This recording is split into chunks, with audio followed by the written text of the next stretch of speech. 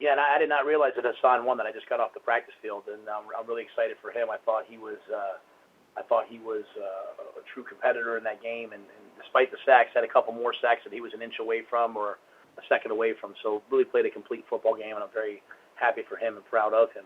I thought it was a nice team effort on Saturday against a very good SMU team. I thought all three phases, after maybe a slow start with the pick for a touchdown, played really well in the first half. Were able to get us a lead, and then I thought we did a nice job of holding on. SMU, as do all good teams with good coaches, amounted to come back and fought back. And I was very happy in the fourth quarter to see our run game, be able to control the clock and get us out of the game. So with that, we'll look forward to a tremendous opportunity to go down and play Memphis, at Memphis, a place we haven't been for about 4 years. Night game, national TV. So obviously we're very, very excited. They're doing a fantastic job there. Tremendous defense. Scoring defense is second in the conference right now. They do a great job. I think they're number one in the conference in red zone defense. So obviously offensively our work's cut out for us against that 3-4 hybrid, multiple defense. And then their offense, again, Coach Norvell knows how to score points. It's all he's really ever done. They present a lot of issues for you, and Riley Ferguson's really playing at a high level. So, add in their special teams units, the tremendous kickoff game and the field goal game. We know we have our work cut out for us as we head down there to play Thursday. We'll take questions for Coach Rhule, please. Star 1 on your telephone keypad to join the queue. The operator will introduce you. Our first question comes from Mark Narducci with Philadelphia Inquirer. Good afternoon, Matt. Do you have any update on Sean Chandler? No, I do not. He would be out this week. The other thing is the short week. I know you've had short weeks before, but this is a short week, and you have to go on the road. How tough is that for you? Yeah, it's what we did last year against East Carolina. It's obviously not easy, but it is what it is. We play Thursday, then we play Saturday, then Friday on the road, Saturday, Friday on the road. So there's three of the next 5 are short weeks. So, but our kids are pretty good about staying on our process and trying to stay disciplined about it. And as coaching staff, we'll have to just adjust and really try to take advantage of some of the time while we're down there to make sure we're getting some last minute mental details as well. Thank you. And next we have Dan Tortora with WakeUpCallDT.com. Good afternoon, Coach. How are you? I'm great. How are you, Dan? Doing well. Thanks for asking.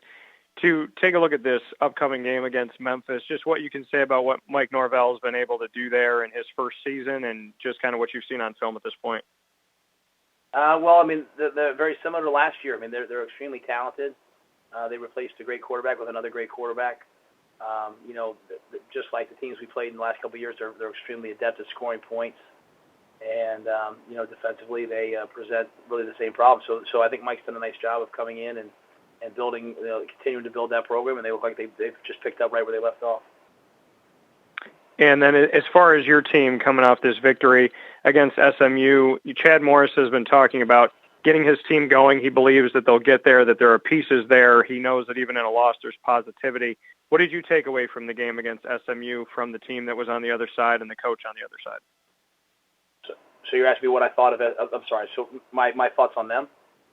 Yeah, your thoughts on SMU and then kind of your thoughts on SMU and kind of where they're going. Chad Morris seems very positive about it. Just what you think about them in the conference. I think he should be positive. I think he's done a really nice job. He took over a team that won 0 or 1 games, and I think he's doing a great job of building. He's got a bunch of young kids out there playing, and they won 2 of their first 4. They lost to 2 top 25 teams. They've lost one of their best players. Cortland Sutton's a tremendous player. So I think Coach is doing a great job. He'll continue to build, and I would expect to see them in a bowl this year. Thanks, Coach. I appreciate it.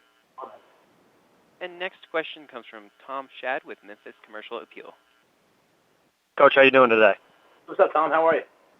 Not too bad, thanks. Hey, so you talked about the defense a little bit. I'm curious, they have a lot of the same players that they had a year ago, but it seems like there are some big differences about that unit this year. What have you seen either schematically or just in terms of attitude that's different about that group in 2016? Well, I think they've taken the ball away. I don't really maybe study them as a whole. I kind of study them, getting ready for us last year, getting ready for our game. So mean, it's a lot of the same defenses. I mean, they're maybe being a little bit more multiple. Last year was mostly 3-4.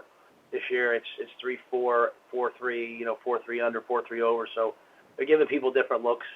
They're extremely aggressive, and I think they've just done a nice job of intercepting the ball, taking the ball away from people. Thanks, Coach. Sir. And next we have Donald Hunt with Philadelphia Tribune. Hey, Matt, how you doing? Hey, Donald, how you doing? I'm doing pretty good. Listen, Matt, can you talk about Raquel Armstead, who had just a terrific performance on Saturday? Yeah, I thought two things. I thought, number one, obviously he's been extremely patient, kind of waiting for his turn.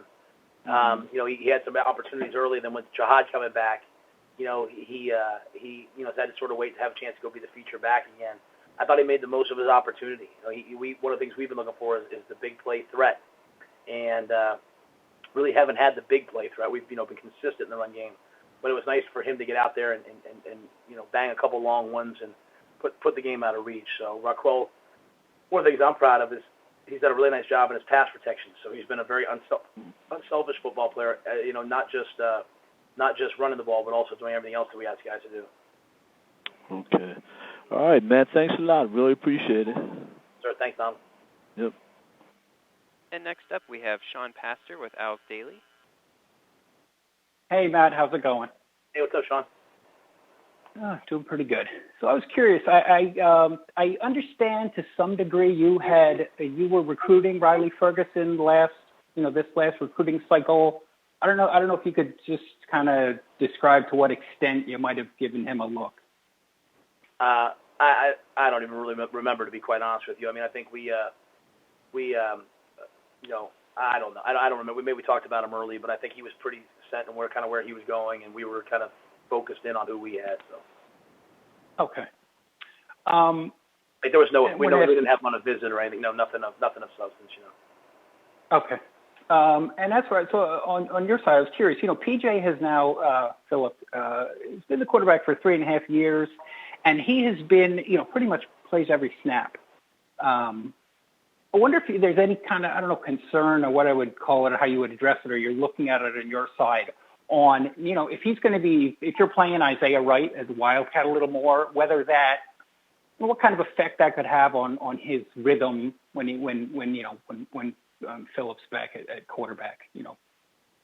Yeah. So when you go with the Wild, I think we ran the Wildcat like 6, 8, 10 plays. So, but yeah, I think anytime you do that, it affects your rhythm. I think anytime, PJ's best when we come out and we're in 4 wides and we're throwing the ball every snap, and he kind of gets into a great rhythm. You know what I'm saying?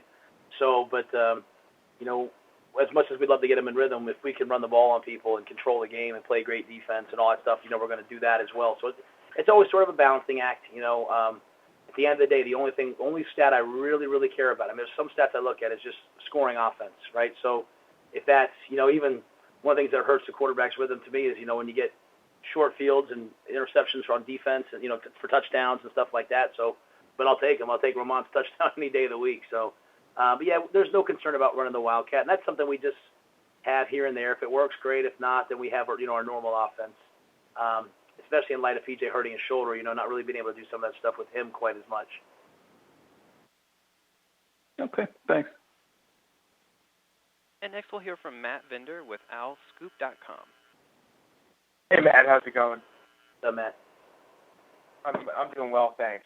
I wanted to ask you about the play of the linebackers on Saturday. I know you were a little bit maybe critical of them after the Penn State game, and you kind of changed things up, put in Chappelle Russell a little bit more. I know Avery Williams was dealing with that injury. You've been starting Jared Folks at middle linebacker. What have you seen out of the linebackers since that Penn State game? Well, I thought in this last ball game, I thought the linebackers played well. We put some of the young kids in, and maybe a few of them are still, like in terms of like Jeremiah Toki and Will Klinkler, they're still a little bit ways away. But I thought we got really good play from Folks. Alwan came in and did some good things. Obviously, Avy played through the injury, and he's going to go this week. So we thought he did a nice job getting in there, as he always does.